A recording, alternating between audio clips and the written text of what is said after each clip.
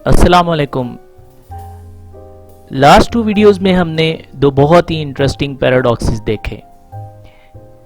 In math puzzles में हमने ये देखा कि रियल पिटफॉल इन प्रॉब्लम्स में ये था कि रेक्टेंगल की डायगोनल पे ये जो पॉइंट्स ए बी सी और डी आ रहे हैं ये नॉन कोलिनियर पॉइंट्स हैं, यानी line segment A B, line segment B C और लाइन सेगमेंट सी डी।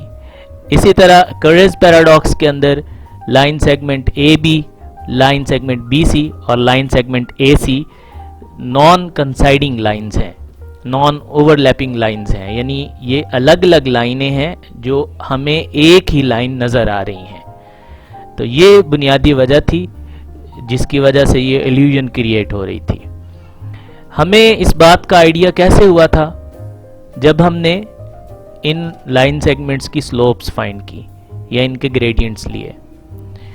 हमारे पास जो डिफरेंट स्लोप्स आ रही थी वो 5, 13th, 3/8 और 2/5, और ये स्लोप्स अगर आप इनकी न्यूमेरिकल वैल्यूज़ निकालें तो ये एक दूसरे के बहुत करीब ये नंबर्स आएंगे, और इस वजह से हमें वाज़े तौर पे ये नज़र नहीं आ सकेगा कि ये लाइनें ओवरलैपिंग लाइंस हैं या अलग अलग लाइंस हैं।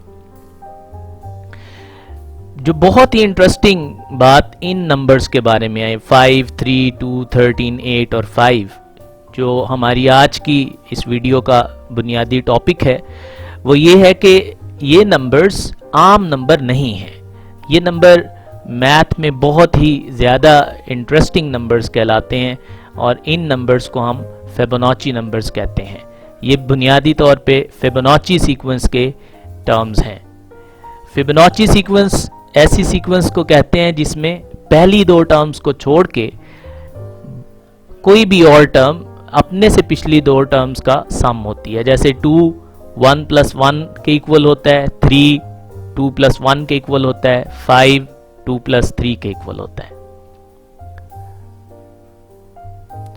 फिबोनाची सीक्वेंस एक इटालियन मैथमेटिशियन और बायोलॉजिस्ट लियोनार्डो फिबोनाची ने इस सीक्वेंस को डिस्कवर किया, और बुनियादी तौर पे वो रैबिट्स की पॉपुलेशन का जो ग्रोथ है मॉडल है उसको डिस्कवर कर रहा था, उसको स्टडी कर रहा था।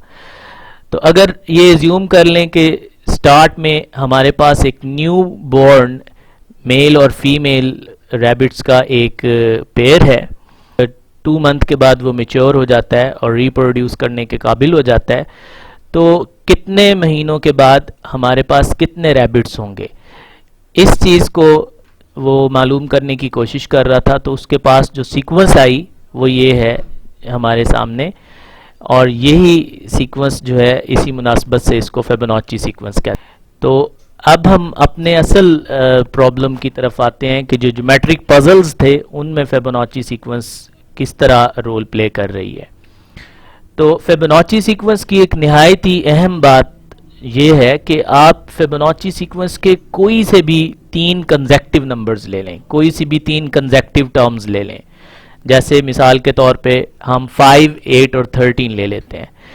इन 3 नंबर्स में से एंड वाले 2 नंबर्स का प्रोडक्ट और दरमियान वाले नंबर का स्क्वायर, अगर हम एंड वाले नंबर्स का प्रोडक्ट और दरमियान वाले नंबर का स्क्वायर लें तो हमेशा इन दोनों प्रोडक्ट्स के दरमियान 1 का डिफरेंस होगा।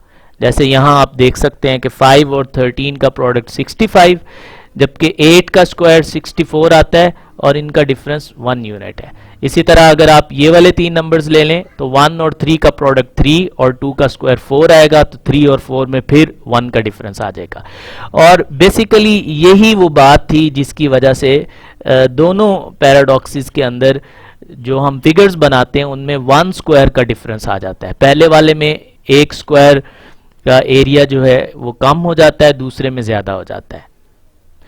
इसमें आप देख सकते हैं जो हमारा पहला पैराडॉक्स था उसमें जो हम स्क्वायर ले रहे थे उसकी डायमेंशन या उसकी एक साइड की लेंथ 8 थी, और जो रेक्टेंगल ले रहे थे उसकी लेंथ और उसकी ब्रेड्थ 13 और 5 थी। तो ये बेसिकली फिबोनाची सीक्वेंस के नंबर्स थे या फिबोनाची नंबर्स थे, जिसकी वजह से ये इल्यूजन क्रिएट हो रही थी। तो अब ये क्वेश्चन पैदा होता है कि क्या अगर यही बात है तो फिर इस तरह के तो हम और भी कई पैराडॉक्सेस बना सकते हैं। तो ऑब्वियसली ये बात बिल्कुल ठीक है, आप कोई से भी 3 नंबर्स लें और इसी रूल के तहत अगर आप उसमें स्क्वायर और रेक्टेंगल वगैरह बनाना चाहें तो बना सकते हैं। जो बेसिक जो चीज़ थी वो ये है कि इनकी स्लोप्स बहुत करीब करीब आती हैं, और जैसे जैसे हम आगे मूव करते हैं ये स्लोप का जो की वैल्यूज़ जो हैं उनका आपस में डिफरेंस कम होता जाता है। और ये 2/5 क्या होगा कि ये 2 और 5 एक नंबर छोड़ के एक नंबर की हम स्लोप ले रहे हैं, यानी 2/5 और फिर 3/8 और इसी तरह 5/13 और 8/21। तो अगर आप इस तरह की रेक्टेंगल्स बनाते हैं तो ये पैराडॉक्स आपको बार बार नज़र आ सकता है। तो अब हम एक और एग्जांपल ले रहे हैं। अगर हम 8, 13 और 21 तीन नंबर्स ले लें तो इसमें जो सेंटर वाला नंबर है 13, तो हमें 13/13 का एक स्क्वायर लेना होगा और 8/21 की एक रेक्टेंगल लेनी होगी। तो हमने 8/8 13/13 का एक स्क्वायर लिया है और यहाँ पे हमने 8/21 की एक रेक्टेंगल ली है। अब हम स्क्वायर को उसी तरह 4 हिस्सों में डिवाइड करेंगे और ये 4 हिस्से आपको यहाँ नज़र आ रहे हैं। इनमें जो हमने रेक्टेंगल्स जो राइट एंगल ट्राइंगल्स ली हैं उनकी डायमेंशन 5 और 13 है, यानी 5 और 13। इसी तरह जो ट्रेपीजियम लिए हैं उन ट्रेपीजियम में जो पैरेलल साइड्स हैं उनकी लेंथ हमने 8 और 5 ले लिए। ये 8 है और यहाँ पे 5 है, इसी तरह ये भी 8 और 5 है।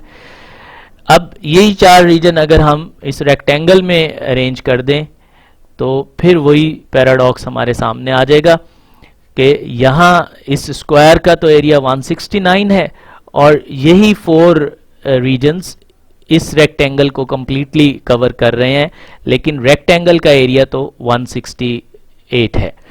तो 168 और 169 1 का डिफरेंस आ गया, यानी इसका मतलब ये हुआ, मतलब ये पैराडॉक्स बना सकते हैं कि 169 168 के इक्वल होता है। ऑब्वियसली ये बात गलत है, लेकिन यहाँ से ये इल्यूजन जो है वो क्रिएट हो रही है। तो उम्मीद है आपको ये वीडियो पसंद आई होगी। अगर आपको ये वीडियो पसंद आई हो तो कमेंट करें, लाइक करें, मेरे चैनल को सब्सक्राइब करें और बेल आइकन को प्रेस करना ना भूलें। इजाज़त दीजिए, अल्लाह हाफिज़।